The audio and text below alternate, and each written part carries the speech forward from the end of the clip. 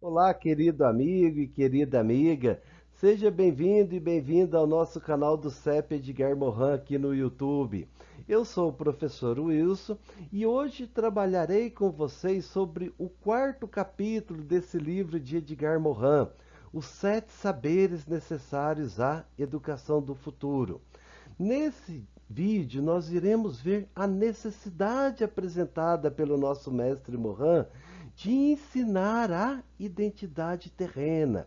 Lembrando que o Morin nos apresenta sete saberes, né? Esses saberes não são disciplinas ou conteúdos que devem ser ensinados em sala de aula. Ao contrário, eles são os pilares, os princípios, as bases às quais deve estar pautada a educação do futuro. Para quê? Para que nós possamos responder os problemas do tempo presente, para que nós possamos tentar criar uma sociedade melhor, um mundo mais justo, um mundo mais fraterno.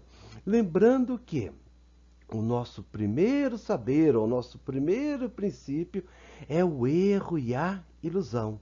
Ou seja, o Morin vai nos dizer que todos nós, inclusive o professor Wilson, inclusive o próprio Morin, podem estar sujeitos ao erro e à ilusão.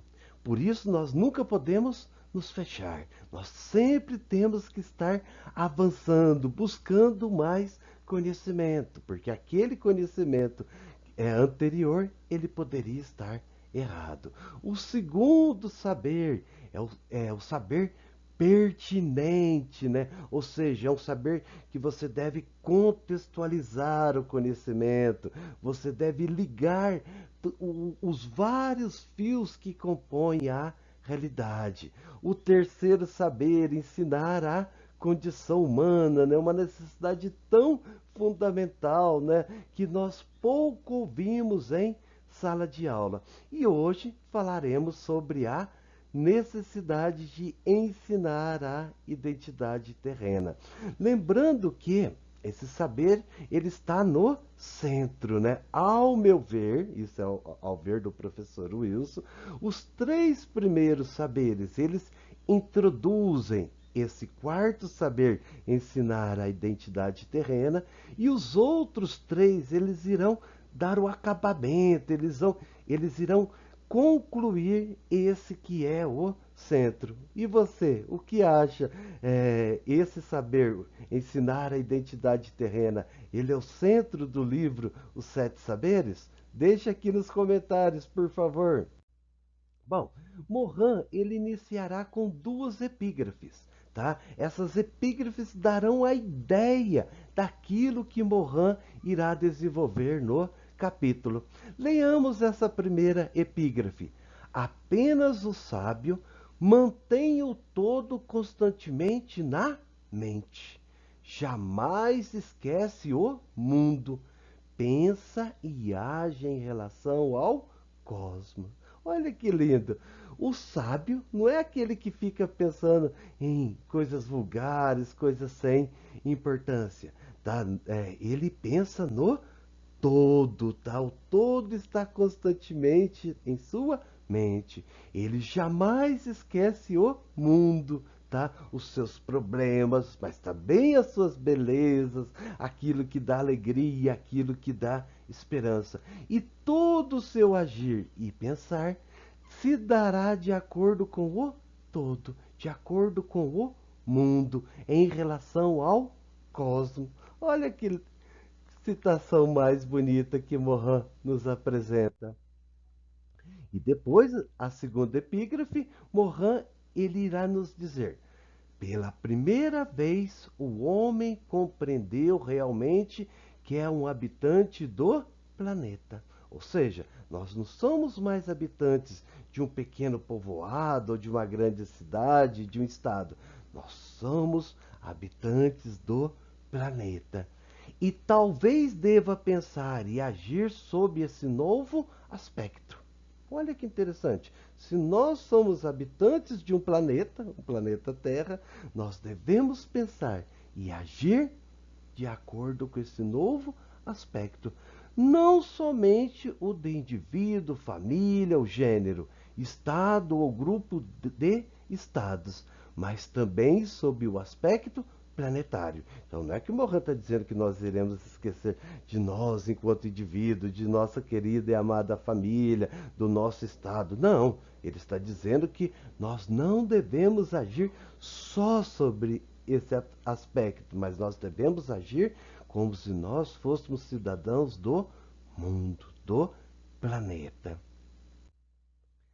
E Mohan, ele irá nos apresentar agora aquilo que é bom e aquilo que é ruim nesse novo aspecto no qual nós somos habitantes do planeta. É um novo modo de pensar e viver, tá? Então, leiamos Mohan.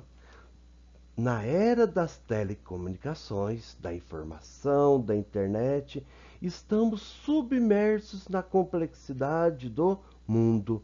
As incontáveis informações sobre o mundo sufocam nossa possibilidade de inteligibilidade. Olha só, hoje nós vivemos no mundo da informática, né? Então, nós recebemos as informações de forma via redes sociais, por e-mail, é diferente de um tempo atrás. Então, lembrando, por exemplo, como foi a formação acadêmica do professor Wilson. O professor Wilson, antes de entrar na universidade, ele não tinha acesso aos conteúdos acadêmicos. A professora Isabel, ela pegava, ela elaborava um texto, ela apresentava aquele texto em sala de aula. O professor José Cardônia, ele encontrava um bom texto no livro, ele indicava esse texto para nós. Nós não tínhamos acesso se não fosse na universidade. E hoje? Hoje nós somos bombardeados de informação. Tá? Então nós acordamos e nós recebemos informações sobre tudo, da salsicha a Platão, da guerra na Ucrânia à guerra em Gaza. Essa quantidade de informações, ela tende a nos sufocar, tá certo? Então, isso é um dos aspectos desse mundo planetário. Nós temos uma quantidade imensa de informações. Para aquelas pessoas que estão chegando perto da idade avançada do professor Wilson, irão lembrar, tá?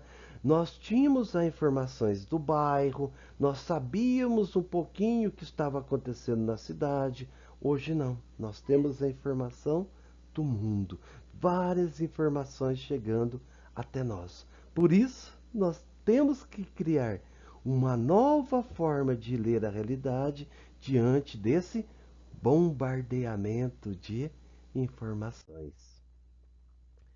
Como, continuando na leitura de Mohan, como os cidadãos do novo milênio poderiam refletir sobre os seus próprios problemas e aqueles de seu tempo. Então, olha só, nós estamos nessa época planetária, tá? Nessa época de mundial, em que o mundo está em constante contato conosco. Nós sabemos de tudo o que acontece no mundo, mas como nós iremos ter um conhecimento realmente sobre aquilo que está acontecendo? Porque tem fake news, tem as várias visões das pessoas que publicam determinada matéria. Então, como nós iremos refletir sobre esses problemas? E melhor, como nós daremos respostas a ele? Lembrando aqui, tá? Uma das primeiras coisas que Mohan nos apresenta é o segundo saber, né? Que é o conhecimento pertinente, né? Ou seja, nós precisamos contextualizar este conhecimento. Mas avancemos para nós entendermos um pouco melhor o que seria essa era planetária. O planeta exige um pensamento policêntrico, ou seja, que não é apenas de um único centro, capaz de apontar o universalismo da unidade e diversidade da condição humana. O Mohan sempre vai insistir nisso. Nós temos uma unidade enquanto espécie humana, mas nós temos uma diversidade. Nutrido das culturas do mundo. Olha que interessante, onde que nós iremos nos nutrir? Das culturas do mundo, não apenas daquela única, exclusiva da qual eu faço parte, tá? Por quê? Porque nós estamos no mundo planetário, tá? Não adianta eu ficar preso na minha bolha. Eu tenho que tentar sair dessa bolha para tentar alcançar o mundo em sua essência, tentar entender a forma como o ser ele se manifesta nos dias atuais. Educar para este pensamento é a finalidade da educação do futuro, que deve trabalhar na era planetária para a identidade e a consciência terrena. Olha só, nós estamos então numa era planetária e nós temos que despertar nas pessoas essa consciência terrena, ou seja, que elas fazem parte do todo, do mundo como um todo. Hoje nós somos cidadãos do mundo. Aqui tem um problema. Qual é o problema? Que Narciso acha feio aquilo que não é espelho. Ou seja, nós temos que tentar sair de nossa bolha, tentar sair daquilo que é parecido conosco, para nós entendermos esse mundo complexo, esse mundo que se apresenta pelas redes sociais, pela internet, em seu todo, para cada uma e cada um de nós. Era planetária, tá? Então, como que surge essa era planetária? Aqui nós vemos nessa primeira figura o Big Bang, né? Uma grande explosão, né? Provavelmente 13 bilhões e 800 milhões de anos atrás, por enquanto. Tá? As novas descobertas do James Webb já está prevendo que seja um pouco mais, talvez 26 bilhões de anos. Professor Wilson, não Edgar Morin, professor Wilson tem uma hipótese que será mais um pouquinho, tá? Isso tenderá ao infinito, né? E também a segunda figura ao lado, né? O processo de humanização que nós passamos, né? Então, por volta de 100 mil anos, né? Vai surgir o Sapiens, né? Por volta de 10 mil anos se inicia as primeiras civilizações, tais como nós conhecemos, né? E estamos hoje no terceiro milênio da era cristã. O Homo sapiens, né, ao surgir, ele vai promover uma diáspora, ou seja, ele não fica parado, tá? É uma coisa interessante isso, né?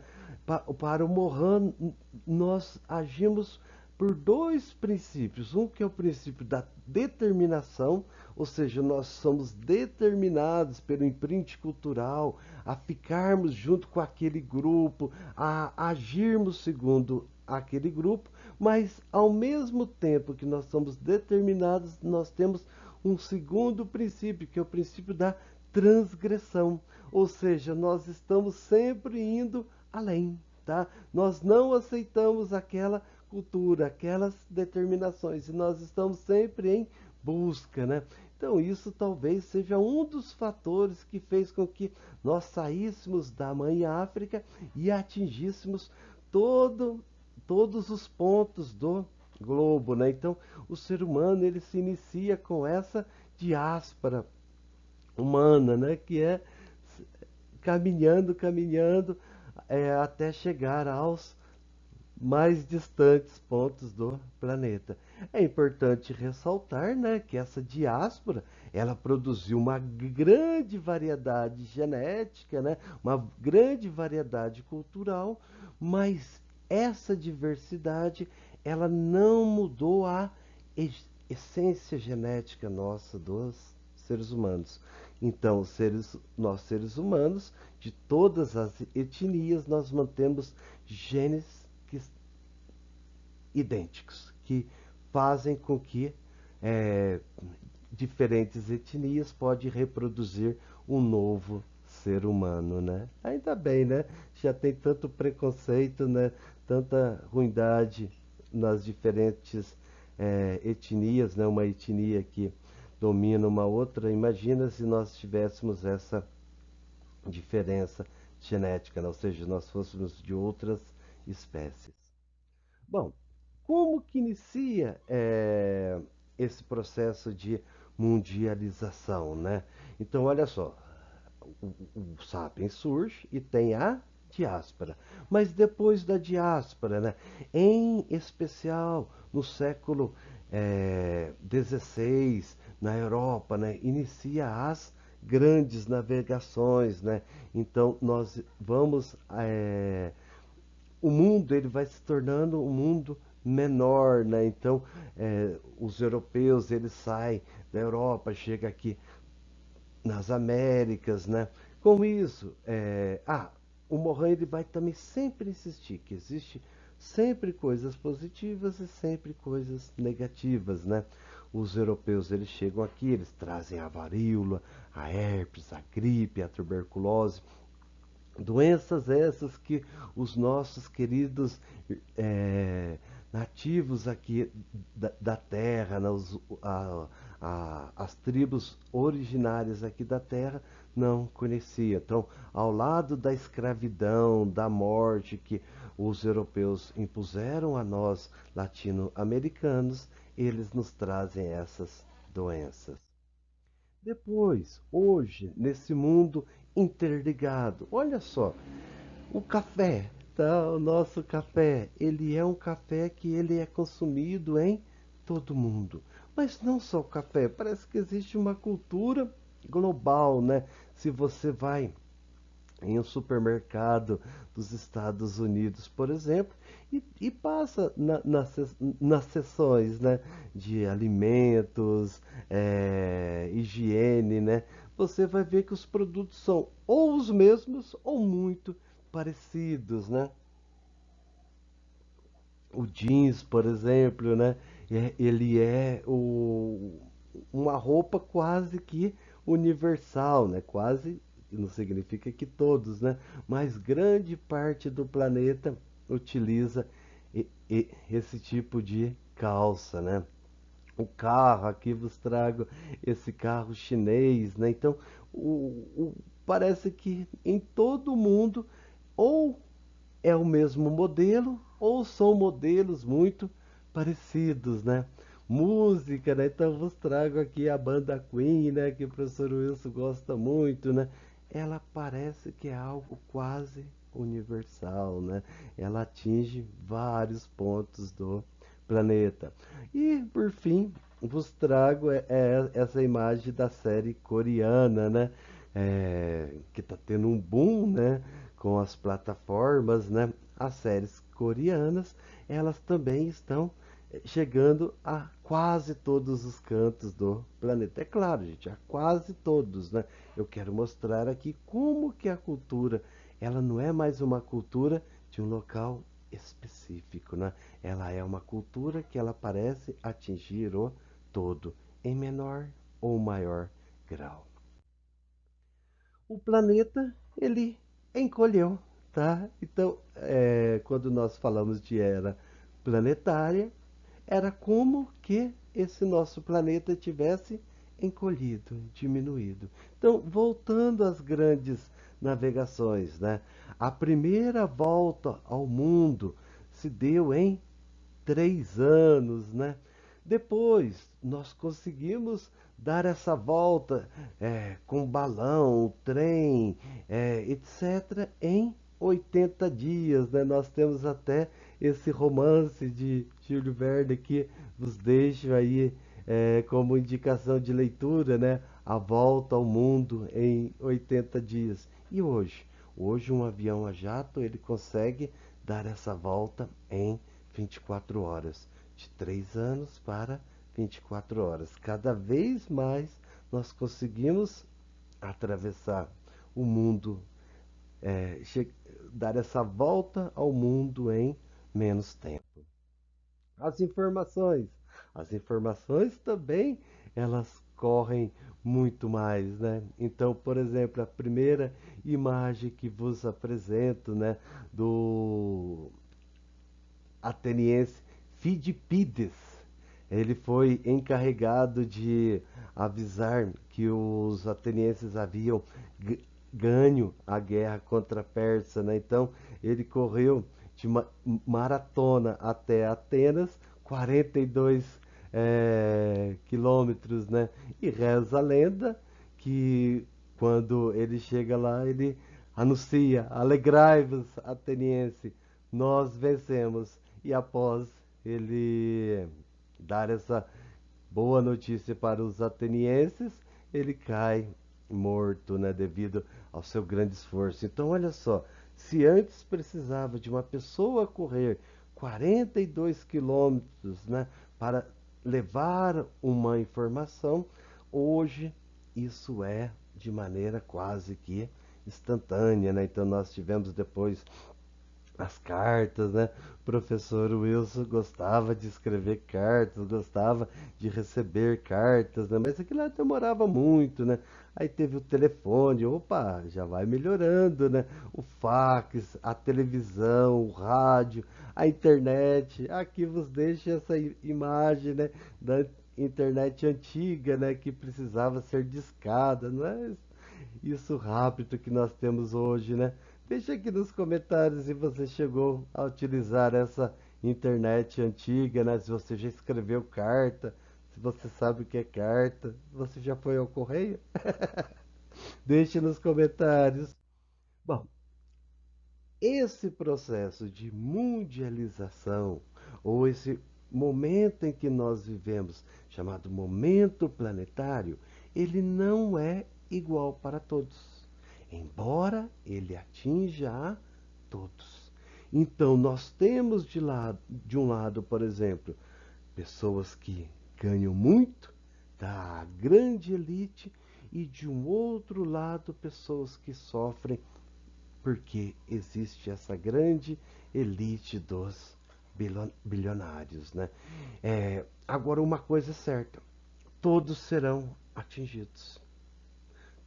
Os ricos de uma forma, os pobres de outra forma, mas todos nós participamos desse momento planetário.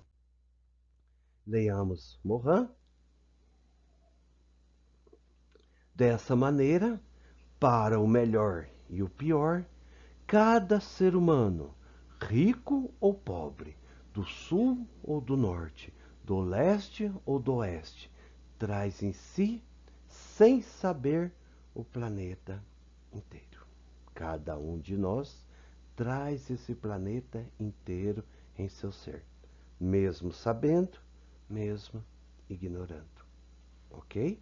Lembrando que o sábio, ele traz esse mundo, o todo, em sua mente. Continuemos. A mundialização é ao mesmo tempo evidente, subconsciente e onipresente.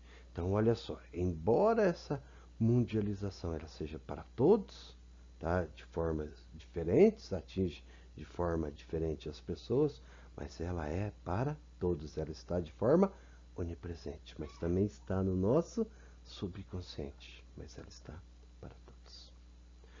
Por que que nós devemos ensinar a identidade planetária? Para o Mohano não é porque ele achou bonito, embora seja, né, bonito. Nós devemos ensinar essa identidade planetária porque todos nós vivemos como se fôssemos cidadãos do planeta. Infelizmente, esse século no qual nós estamos inseridos nessa era planetária, ele ainda não saiu da idade do ferro, tá? Lembrando aqui que o Morrão está fazendo referência à mitologia grega, né, em que diz que a primeira era, né, foi a era do ouro, né, em que as pessoas viviam felizes, que as pessoas não matavam, né? Depois era prata, bronze e por fim a era do ferro que nós estamos vivendo, né? Em que as pessoas trabalham, as pessoas se matam, as pessoas fazem guerra, né? Ainda não saímos dessa era planetária. Nós devemos pensar como sairemos dessa era do ferro, como criaremos uma nova era, né? Nós não conseguiremos chegar a uma era de ouro planetária, como faz a mitologia, né? Mas nós devemos pensar em alternativas para criarmos um mundo melhor. Por quê? Porque o mundo está pesado. Significa que nós estamos na pior época? Não, tá? Já houve momentos ruins no passado, né? E as pessoas buscavam soluções. Nós também temos que buscar soluções. Então hoje nós estamos vivendo esse período dessas duas guerras tristes, né? Rússia, Ucrânia, a guerra em Gaza, né? Como que nós iremos, como cidadãos e cidadãs do mundo, criarmos alternativas? O legado do século XX, né? Então, Morin ele irá nos apresentar que o século XX foi a aliança entre duas barbáries. A primeira vem das profundezas dos tempos e traz guerra, massacre, deportação, fanatismo.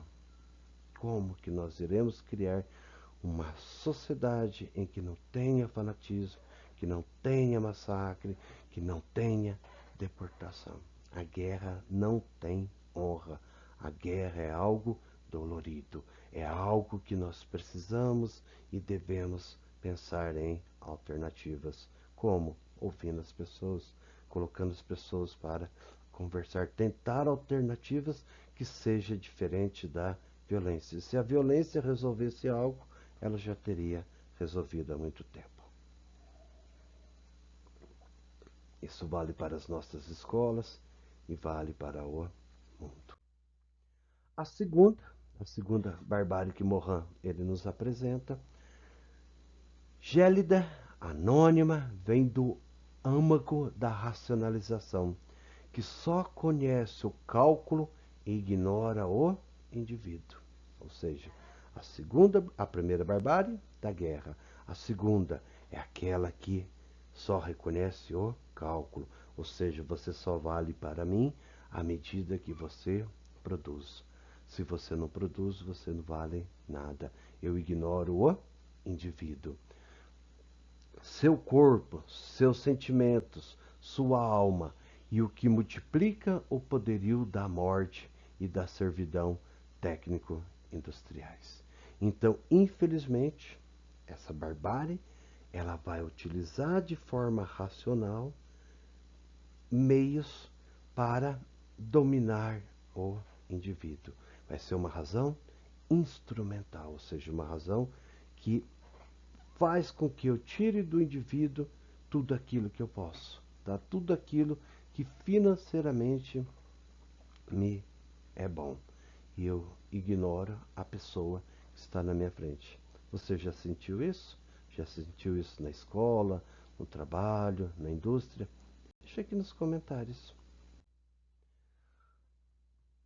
Essa forma de pensar, o Morin ele irá falar que há uma morte da modernidade. Ou seja, a, a, eu irei fazer um vídeo futuramente, mas para tal você tem que se inscrever aqui no nosso canal explicando bem essa morte da modernidade para o Morin.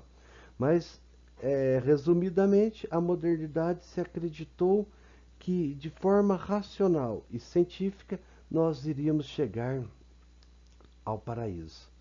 Não aconteceu, tá? Se acreditou que nós teríamos, é, sem as amarras ideológicas, religiosas, nós iríamos chegar ao mundo da perfeição, tá? A razão e a ciência por si só, ela iria levar à verdade e ao bem pleno, né? Não aconteceu. Por exemplo, nós tivemos Hiroshima e Nagasaki, que foi o auge do pensamento científico. Tá? Hoje nós vivemos um período em que a possibilidade de uma guerra atômica ela ressurja é muito grande.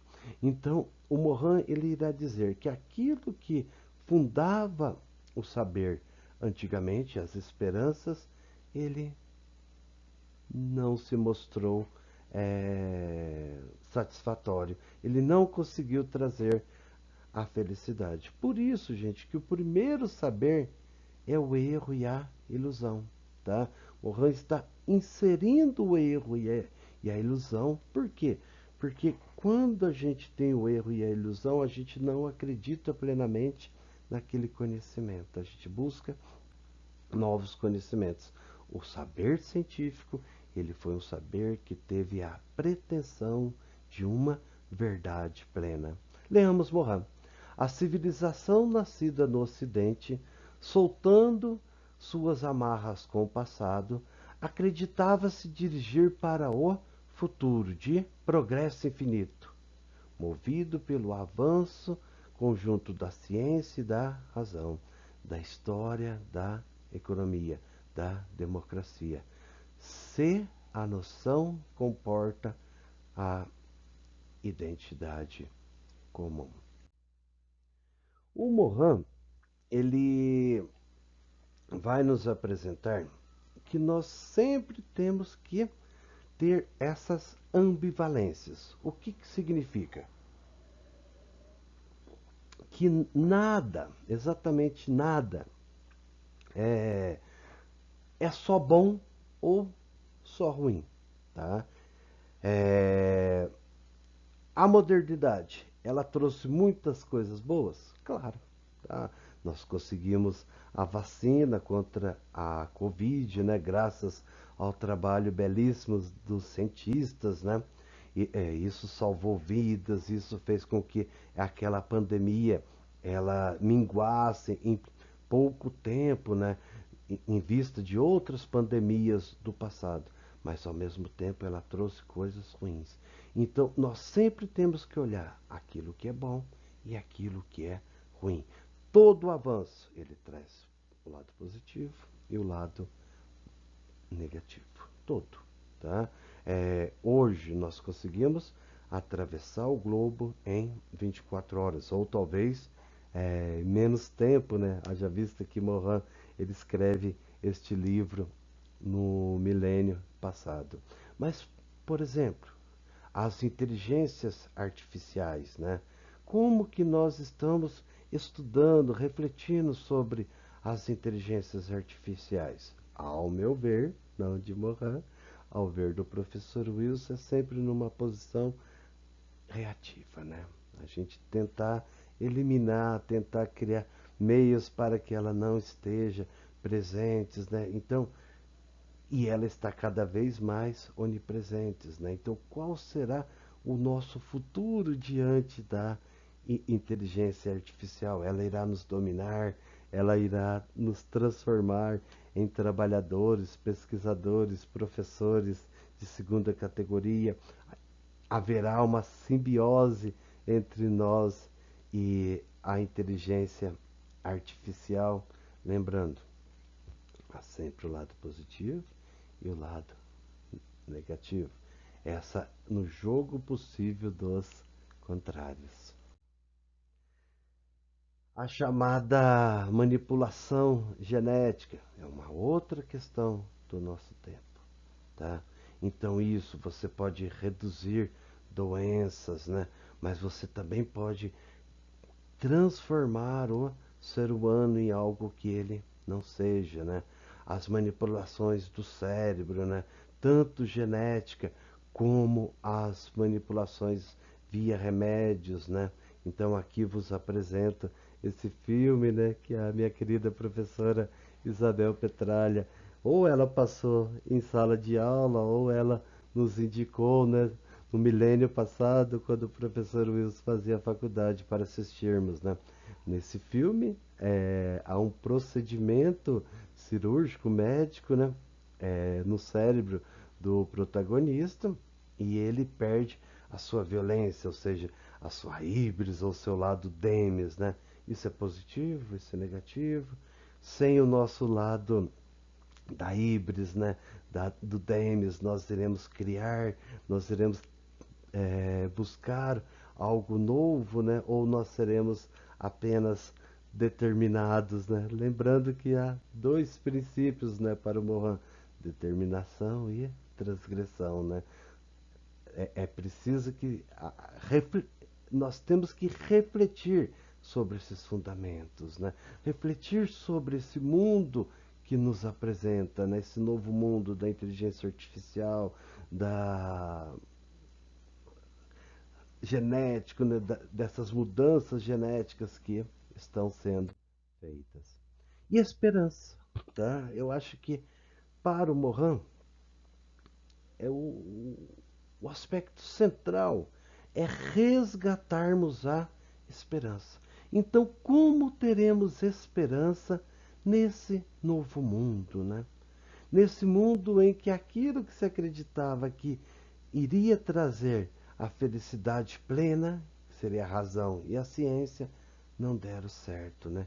Então, Mohan, ele irá nos apresentar uma forma de resgatar a esperança nesse mundo que não temos certeza. Ao contrário, a primeira certeza que nós temos é que nós podemos errar. Então, leiamos Mohan. Se é verdade que o gênero humano não está encerrada, possui em si mesmo recursos criativos inesgotáveis, pode-se então vislumbrar a cidadania terrena. E que o Mohan ele está querendo dizer é que na dialogia que forma o nosso ser, nessa grande essência que é o ser humano, nós somos seres genéricos. O que isso significa? Que nós estamos sempre recriando, criando algo novo, tá? Então aqui vos trago a imagem da fênix, né? Que ela que ressurge da chama. O Mohan está dizendo: em nós há esse princípio da fênix, tá? Ele vai utilizar o termo homem genérico, ou seja, aquele que cria sempre, tá? Nós não podemos fechar, tá? É, aqui tem uma questão que é fundamental. Muitas pessoas que perderam a sua esperança, elas perderam a sua esperança por acreditar em algo determinista. Olha, a gente lutou e a coisa não foi do jeito que nós queríamos, mas nunca vai ser, tá? A coisa está sempre nesse processo de construção e reconstrução. O Mohan aqui vai nos explicar como reconstruirmos, como criar a esperança. E como nós iremos criar a esperança? Vos trago a imagem da Greta, né? Essa menina, uma menina que poderia ter sido ou poderia ser minha aluna, né? E ela com essa força que ela tem de lutar, né? Como tem a maioria dos meus alunos e alunas. Então o Mohan vai falar: olha, nós temos que olhar as contracorrentes que estão acontecendo, tá? Volto a dizer, então muitas vezes as pessoas perdem a esperança porque aquele mundo que ela acreditava que ser o mundo melhor não aconteceu. E ela deixa de ver aquilo que está acontecendo. Então o Morro fala: olha, a gente tem que olhar essa contracorrente, tá? A Greta é uma. Como foi Giordano Bruno, que está na figura abaixo, né? Giordano Bruno, que propôs uma nova forma de pensar, uma nova forma de teologia, uma nova forma de saber. O que aconteceu com Giordano Bruno? Foi para a fogueira. Olha só, o Giordano Bruno foi uma pessoa que teve coragem de enfrentar o sistema dominante de sua época. A Greta, ela tem coragem de enfrentar. Nós, do pensamento complexo, nós temos que olhar aquilo que está acontecendo e caminharmos junto a eles. Nós temos que, a partir do que é real, tentar criar esse processo de sinergia. Há várias contracorrentes, né? Então, por exemplo, a contracorrente ecológica, né? Hoje as pessoas elas estão lutando mais por um mundo melhor, né? A contracorrente qualitativa, ou seja, que ela vê a qualidade de vida, ela vê a qualidade das relações, isso acima ou de forma melhor do que apenas a quantidade. A contracorrente da resistência à vida prosaica, né? Ou seja, ela busca uma vida mais poética, uma vida mais bela, né? Não só aquilo que é de forma racional, né? A contracorrente da onipotência do dinheiro, a contracorrente contra a violência, né? Então hoje nós temos muito mais pessoas que lutam por aqueles que estão sofrendo nas guerras do que há um tempo atrás. Nós temos muito mais pessoas hoje que são pró as pessoas que estão sofrendo do que era no passado. Significa que hoje é melhor? Não. Hoje nós temos problemas e nós temos também esse processo de ambivalência, esse processo de contradições, tá? Ao mesmo tempo que surge aquilo que é negativo, também surge aquilo que salva, aquilo que é positivo. Nós do pensamento complexo, nós temos que focar os nossos olhares para onde? Para aquilo que é positivo, para as contracorrentes, para a Greta, para aquelas mulheres que lutam por dignidade, para as comunidades dos povos originários aqui da Terra que lutam por uma vida melhor, pela demarcação de suas terras. Olha, se no passado a gente só roubou as terras dos nossos irmãos indígenas, hoje está tendo mais pessoas que lutam para que eles tenham dignidade, tá? Isso o Mohan vai falar de contracorrente, uma forma de você criar uma sinergia entre os grupos sociais que estão lutando por um mundo melhor. A noção de terra-pátria, né? Então, vos indico esse livro ao lado, né? Terra-pátria de Mohan, talvez iremos trabalhá-lo, né, futuramente, né? Deixa aqui nos comentários se você quer que nós estudemos esse livro, né? Leiamos Mohan. Se a noção de pátria comporta identidade comum, relação de filiação afetiva à substância tanto materna como paterna, inclusa no termo feminino masculino de pátria, enfim, uma comunidade de destino. Então podemos fazer avançar a noção de terra-pátria. As pessoas hoje elas não lutam em nome de um país, infelizmente, né? Nessa era de ferro, o que o Mohan está querendo nos dizer? Que nós temos que lutar em nome do planeta como um todo. Nós devemos nos considerar, assim como consideramos como filhos da pátria, também filhos do mundo, dessa terra que é mãe e pai de todos nós. Para tal, precisamos dessa consciência da unidade e da diversidade. Eu gosto desse exemplo. Você pega uma caixa de lápis de cor, está escrito 12 unidades, ou seja, 12 lápis, cada qual com sua cor. A consciência ecológica, né? Ou seja, que nós devemos então ter essa nossa mãe terra, né? A gente não achar que nós seres humanos nós somos como Prometeus, ou seja, que nós iremos conseguir esse avanço pleno e para sempre. Consciência cívica terrena, né? Responsabilidade solidária como filhos da terra. Nós temos que resgatar a terra como nossa Pachamama, né? Como a nossa mãe terra, consciência espiritual, né? Nós devemos estar abertos, né? Para evoluirmos, né? Como pessoa. E como que nós iremos evoluir? Nós temos que criticar-nos mutuamente e autocriticar-nos. Como é difícil, né? Como é difícil abrirmos ao outro, né? Mas não se você tiver como primeiro fundamento, o primeiro saber, erro e ilusão. Meus queridos e minhas queridas, muito obrigado, tá, por chegar até aqui. Eu estou trabalhando com vocês os 7 saberes necessários à educação do futuro de Morin. Vos deixo aqui a referência do livro. Estamos na internet, na web, né? Então você digita no Google CEP Edgar Morin, você irá nos encontrar.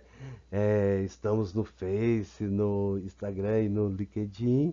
E peço-vos humildemente, né? Você que chegou até aqui, se inscreva no nosso canal, dá aquele seu like, compartilhe esse vídeo, né, com seus amigos e amigas. Um grande beijo, um grande abraço e até o próximo vídeo. Tchau, pessoal!